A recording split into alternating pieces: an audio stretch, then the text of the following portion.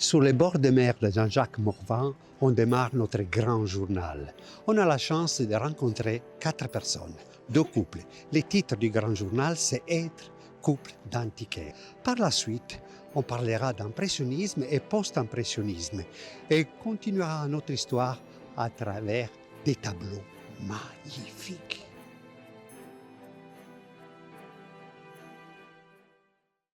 Pour les grands journaux, on a au menu du soir 4 invités. Les thèmes, être un couple d'antiquaires. Et on a 2 couples. Alors Xavier, je commence avec toi. Dans cette aventure qui est la vie d'antiquaire, toi t'es tombé dans les bains, tu étais tout petit, paraît-il. Exactement, oui. Et puis tu as rencontré Lydie par hasard. Par hasard. Ouais, ma brocante était ouverte un jour et il y a 2 femmes qui sont rentrées dans ma brocante. Je travaillais dans l'atelier et voilà quoi. Mais une n'est plus ressortie. Pratiquement. Oh, pas. Et toi, c'est pareil toi? C'était fait. Oui. Ça y est, sans avoir parlé. Quelle a été ton expérience, disons, d'enfant?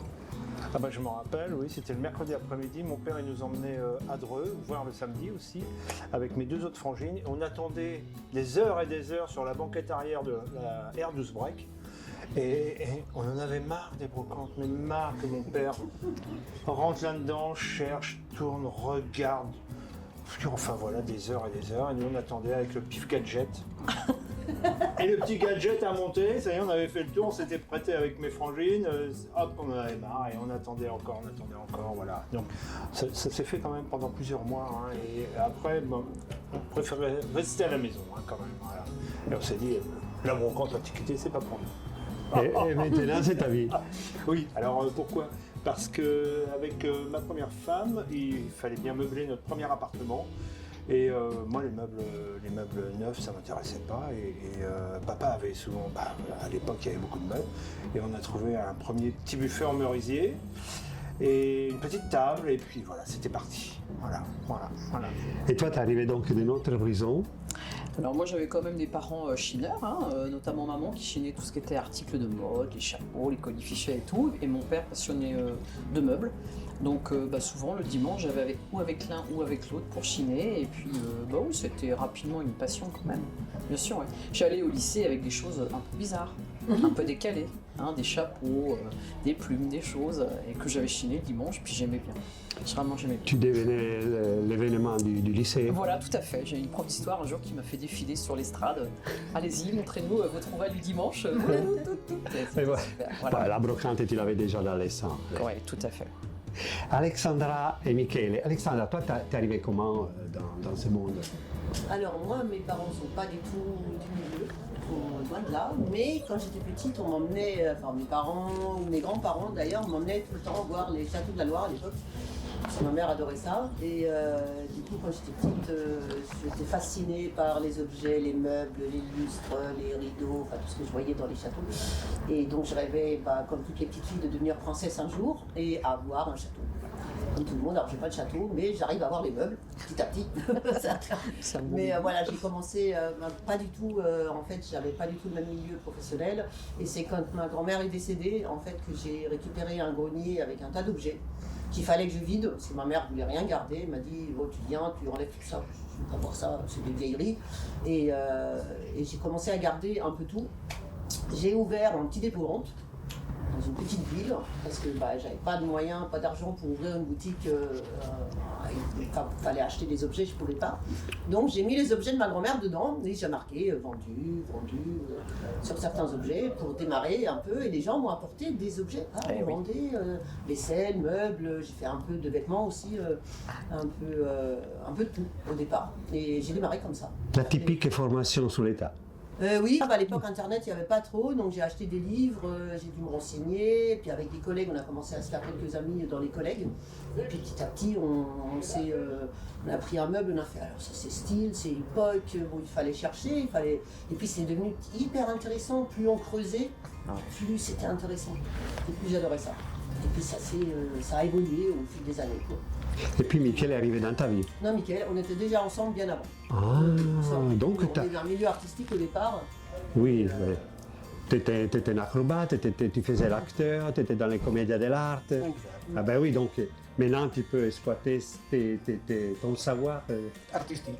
Oui, disons qu'effectivement, quand elle a proposé de se lancer dans ce métier, je me suis dit, bah, pourquoi pas. C'est un métier qui touche à l'art d'une certaine façon. Donc c'est ce qui m'intéressait. Et effectivement, au départ, on ne connaissait rien. On ne connaissait rien en rien. Et petit à petit, on s'est documenté, on s'est mis un peu à la page, on a fait des recherches et c'est là où c'est devenu effectivement passionnant, quoi. On a trouvé l'histoire, des objets qu'on possédait qui étaient vraiment intéressantes, des choses qu'on ne savait même pas, qu'on n'imaginait même pas. D'ailleurs, on les vendait 10 fois mieux quand il y avait une histoire à raconter. Les gens étaient, oh, ça vient d'un tel, ça vient de telle maison, ça a vécu de telle façon. Et plus tu racontes l'histoire de l'objet, et plus tu arrives à le vendre. Enfin, moi, je trouve. Personnellement, c'est quand il y a une histoire derrière, on se dit complètement, bon, bah oui, je sors. C'est le vécu, c'est le vécu de l'objet. Oui, on refait vivre en fait. On refait vivre un objet. Mais vous ne trouvez pas qu'il y a une partie de liberté dans ce que vous faites? C'est sûr, bien sûr. Ouais. C'est À bien des niveaux. C'est peut-être aussi la raison pour laquelle on a choisi de faire ça. Oui, on est notre propre patron, on se lève à l'heure qu'on veut, on va bosser à l'heure qu'on veut, hormis les horaires imposés sur une fois. Mais on choisit quand même, si on veut faire 3 heures d'atelier ou 3 heures de Chine, ou voilà, on choisit notre emploi du temps en fait. Comment vous arrivez à combiner la vie des couples et la vie des marchands d'art? Comment vous arrivez à combiner ce tout le monde? Vous n'y arrivez pas? Comment vous n'y arrivez pas? Ça se combine tout ça. Ça vient tout seul. L'automatisme, c'est naturel maintenant. Ah, Oui, ça c'est vient tout naturel, seul. on se lève brocante, on se couche brocante, on parle brocante, On vit brocante, on boit brocante, On boit brocante, oui, bien sûr. je comprends. Et vous avez justement, vous avez une logistique alors pour vous préparer, par exemple à la foire des châteaux. Vous avez vos habitudes maintenant, vous avez... Chacun a sa partie, je pense. Ouais. Voilà. Oui, parce que ta partie, c'est... C'est un petit peu particulier, mais moi c'est plus le côté un peu décor, mise en scène, etc. Exa, c'est plus tout ce qui est matériel, ne rien oublier au niveau de tout ce qui est agencement, etc. L'électricité, l'outillage, et voilà. La logistique du chargement. C'est un peu la même chose peut-être. Vous êtes la même chose. Oui, vous avez- pareil, tout ce qui est électricité, les gros œuvres, tout ce qui est lourd. Tout ce qui est désagréable en fait. Moi je fais toute la déco, toute la mise en place, tout ça c'est moi. Pourquoi? T'as peur qu'il casse quelque chose? Oui, non mais il est très gauche. Donc, Ah ben oui, il- tu casses des c'est un choses. fil électrique. Et Ça après- t'est arrivé? Et après, je le répare. Tu vois. Ça marche pas toujours, mais Comment vous voyez votre métier? Comment vous voyez l'évolution de ce métier? Dans l'avenir, Oui, dans l'avenir proche même. Eh bien, enfin, ça dépend du secteur. Moi, je suis sur un secteur qui est très porteur, puisque c'est le vintage de luxe, tout ce qui est sac à main, grande marque, Hermès, Chanel, Dior, donc ça ne fait que monter, ça ne fait que prospérer. Après, je sais que pour le métier plus classique, il y a eu des périodes plus difficiles, je pense. on décharge la commode Ouais. que Et tu on avais la- acheté Sous la neige. il gelait, il neigeait et C'est- tu achètes la commode chez la dame. Tu l'as dit, je la garde, c'est je la montre à c'est fait Château. quand on est arrivé On premier. avait parlé de prix ensemble déjà avant et elle lui annonce sa couleur. Et la dame, elle la regarde devant, derrière, dessus. Elle dit, bah c'est ok. Je la prends. Et il y avait combien? Tant de neige? Mais il y avait de la neige, ma fille, elle faisait des petits bonhommes de neige devant chaque stand. Eva. C'est-à-dire devant chaque petite stand qui était en cours d'ouverture en fait. Eva, elle devait avoir à l'époque, elle avait peut-être 6 ou 7 ans, elle montait un des petits bonhommes de neige comme ça devant les stands et nous on vendait la commode 18e sous les flocons. C'était un truc Ah ouais, incroyable. c'était super. C'est la magie château quoi. Donc du coup on a envie évidemment d'en revenir. On en parle encore et je pense qu'Eva s'en souvient aussi. Notre fille elle s'en rappelle encore aussi. Hein. C'est un beau souvenir, c'était super. Le plus beau souvenir de la foire de Château, pour moi en tout cas. C'était mars, je crois, parce que la C'était au neige... mois de mars. C'était au mois de mars. Ouais. Et vous aussi, vous avez ce souvenir qui vous a renforcé dans Mais j'en ai, la vie alors des c'est couples? malheureusement pas Château parce que je suis là depuis la deuxième fois. Oui, ouais. Donc j'ai les souvenirs ailleurs. Donc, moi, Oui. j'ai commencé à l'époque au Wacken de Strasbourg, en fait, donc, parce que j'ai sorti ces fameux objets Napoléon III dans la rue. J'ai fait la brocante comme tout le monde et puis les collègues sont venus me voir en me disant mais qu'est-ce que tu fais? On ne sort pas ça dehors, argenterie, argent massif, argent massif, qu'est-ce qu'on avait? On avait des carafes, de la belle vaisselle du Baccarat mais très ancien, des Dom Nancy.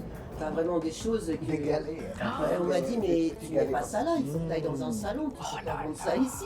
Je dis, mais oui, mais les salons, c'est pour les... Les pros. C'est l'élite, quoi, pour moi. C'était pas du tout... Finalement, on a un collègue qui fait aussi chapeau. D'ailleurs, qui nous a fait rentrer au Wacken de Strasbourg.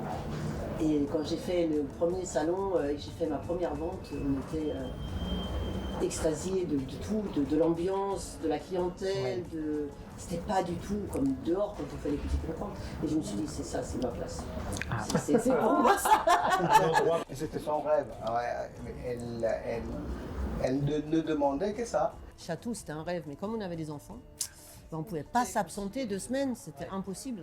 C'était impossible, on a essayé, mais on n'avait personne pour les garder, ça faisait trop cher, donc on a dit non.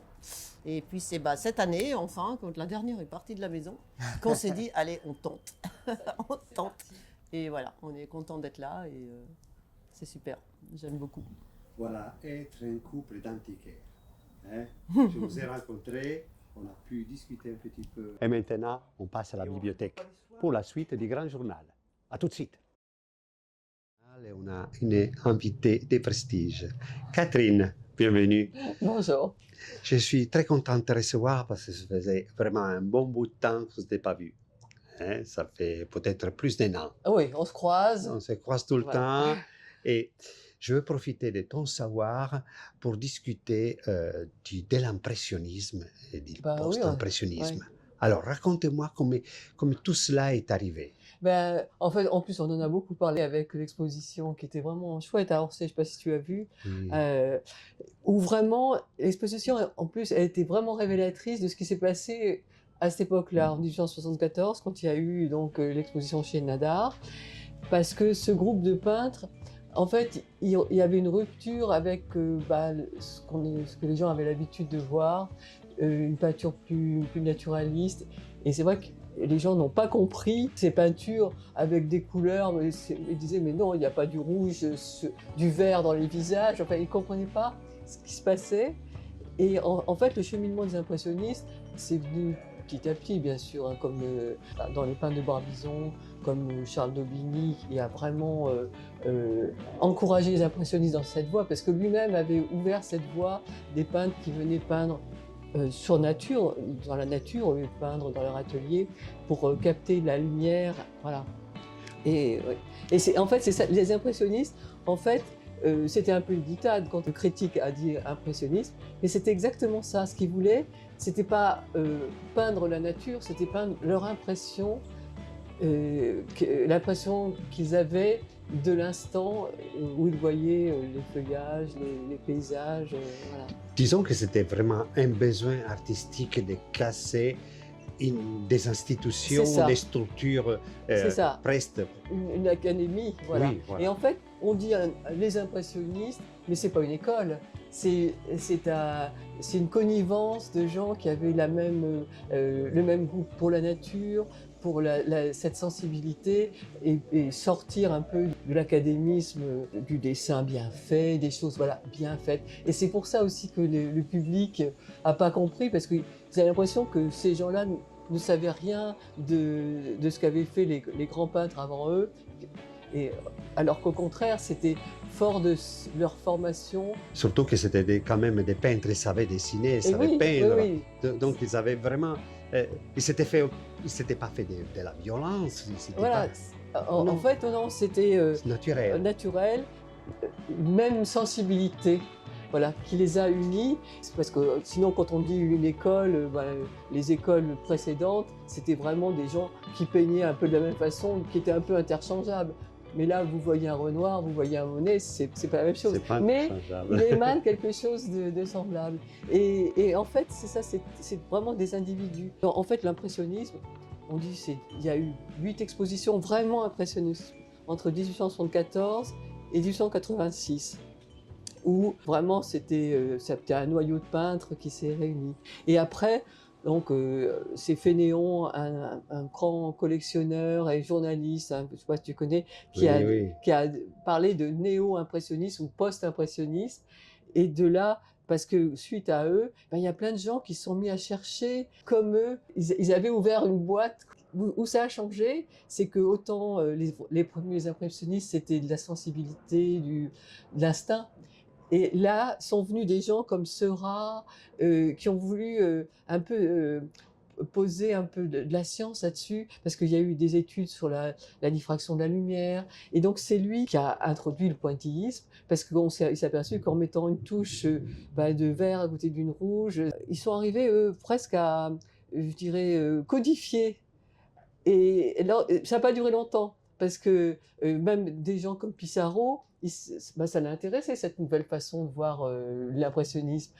Et il s'est un petit peu essayé, mais très vite, il a vu que ça lui enlevait sa spontanéité, quoi. S'il commence à réfléchir, il faut que je mette telle couleur. Non, ils ont fait ça par instinct. Tu le sens comment, cette période? Tu la vois comment? Comme une libération des personnalités. Gauguin, Van Gogh, ils ont commencé par faire des peintures impressionnistes, parce que c'était ça qui était nouveau. C'est vraiment une ouverture vers des voies différentes. Quand on voit la richesse de ce qui s'est passé entre le début de l'impressionnisme et le début 20e, c'est extraordinaire. Quand vous regardez des toiles avec le fauvisme qui apparaît, en fait, c'est un cheminement presque pas naturel, et puis voilà, ça a ouvert... Et donc, cette transition entre impressionnisme et post-impressionnisme, toi, tu peux les qualifier comment? Artistiquement parlant? En fait, moi, je ne vois pas tellement de différence. Je vois plutôt une évolution. Et c'est ça, des personnalités qui sont allées dans des directions différentes. Par exemple, Gauguin et Van Gogh, ils sont disputés tellement. Oui, oui. Mais en fait, au départ, c'était ce qui leur mit le pied à l'étrier, c'est l'impressionnisme, et ils ont cherché c'est en une plus, recherche. le paradoxe, c'est que Gauguin était peut-être le seul ami de Van Gogh. Oui, oui. En plus. Oui, c'est vrai. Ok, moi je suis très content de t'avoir reçu ici, parce que maintenant on voit les choses un peu plus claires, et surtout on sent cette transition, ce besoin artistique d'échanger.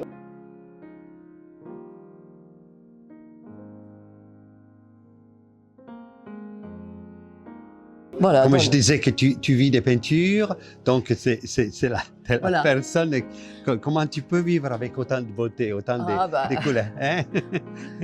Et donc nous c'est vraiment l'art moderne, justement du fin 19e, de l'impressionnisme jusqu'à l'art moderne, jusqu'aux années 50. Vraiment, tous ces gens qui ont été influencés par cette révolution dont on a parlé. D'accord. Et donc, présente-nous des œuvres justement qui puissent nous expliquer cette période. Par exemple, Albert Lebourg, il est né en 1849, donc il est de la génération des premiers impressionnistes. D'ailleurs, il a fait partie de la 2e ou 3e exposition avec Monet dans les années 78-80. D'accord. Voilà. Et alors, donc là, c'est une œuvre plus tard, ça c'est plutôt 1910, mais enfin il a toujours cette touche vraiment impressionniste, vraiment, c'est d'une beauté. Voilà. Et tu connais un peu son histoire? Oui, c'est un peintre c'est le chef de file, on va dire, de l'école de Rouen, justement, impressionniste du début 20e. Il a beaucoup peint, les bords de Seine.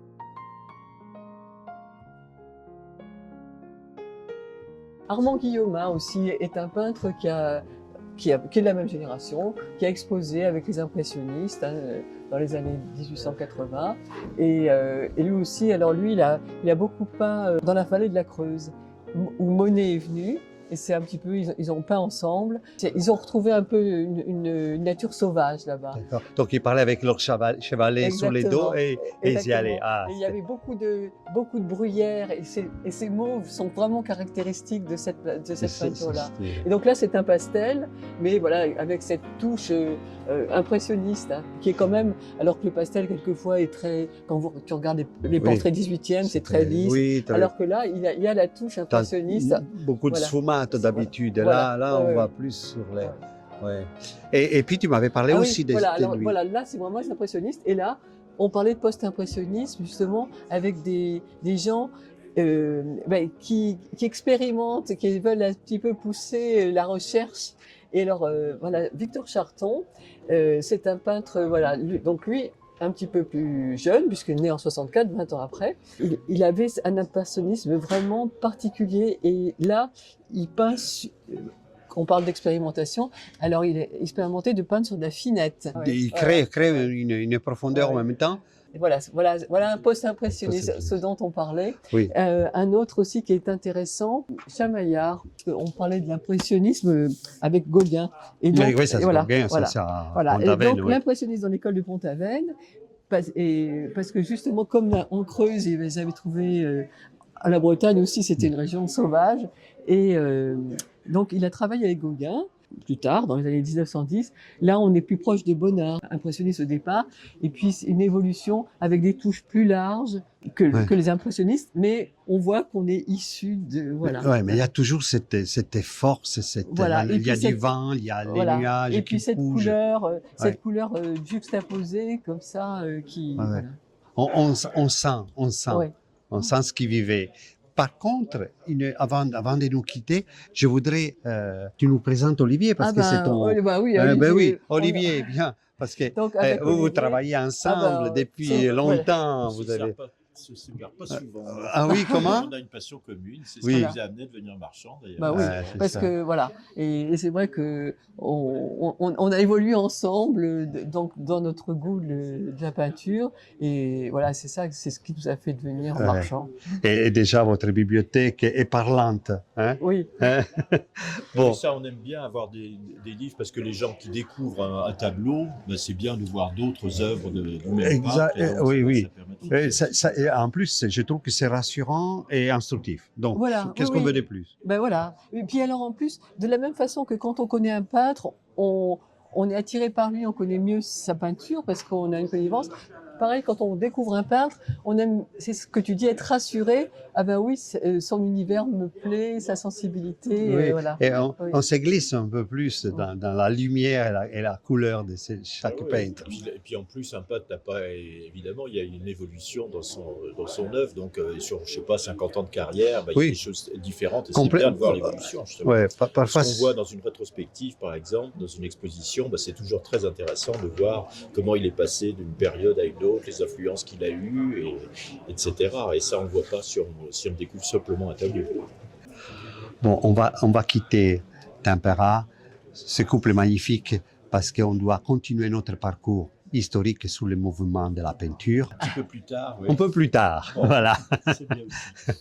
Anne-Marie, merci de nous accueillir sur ton Avec stand, plaisir. dans ton petit musée, parce Oui, que c'est c'est un musée Havre de magnifique. paix, Là, on hein. découvre on découvre de tout, On des découvre couleurs, tout. Voilà. des choses extraordinaires. De la lumière surtout aussi. De la lumière. Ouais. Et ils savaient saisir la lumière, ces personnages. Tous les artistes, effectivement, de l'école de Barbizon ont travaillé dans la nature. C'était les premiers écologistes. Hein. Alors, Barbizon, c'est un village de bûcherons. Et les bûcherons, ils ont amené à trouver la quiétude. Donc, les artistes de Paris qui voulaient peindre sur le motif sont venus à Barbizon, à côté de Fontainebleau, je précise.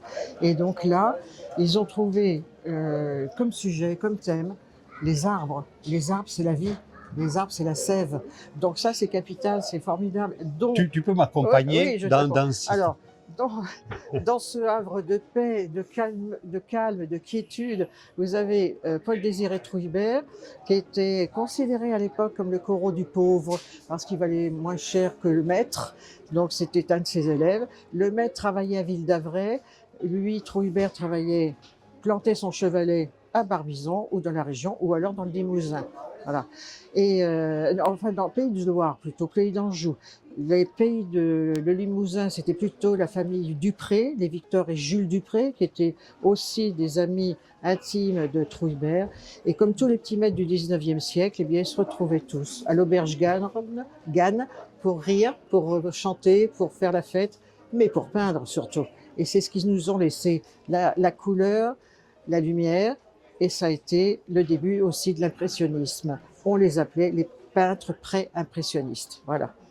Et quand je regarde ce Oui. type d'œuvre, moi je vois, comme tu dis, lumière, Oui, profondeur, Oh. action, vie, Oui. J'entends les oiseaux, c'est impressionnant. Ben oui, c'était le côté rural, les moissons, c'était ce qui peignait, en fin de compte, c'était tout ce qui existait à la campagne. Voilà, la campagne, c'était leur salut. Et leur salut, ça passait par implanter la vie aussi avec eux. C'était des gens qui profitaient de tous les moments. Alors, ils n'étaient pas forcément à Barbizon, ils allaient aussi dans tous les coins de France, d'Île-de-France, ils allaient aussi dans le nord de Paris, là où était Van Gogh, la plupart du temps, ou Gauguin, Paul Gauguin, du côté de l'Isle-Adam. Voilà. Et là, les frères plutôt Dupré, Victor et Jules Dupré, étaient très présents et ils peignaient parce qu'ils avaient été inspirés par les peintres anglais du 19e, du début du 19e, et ça c'était fabuleux, dont Bonington et Constable.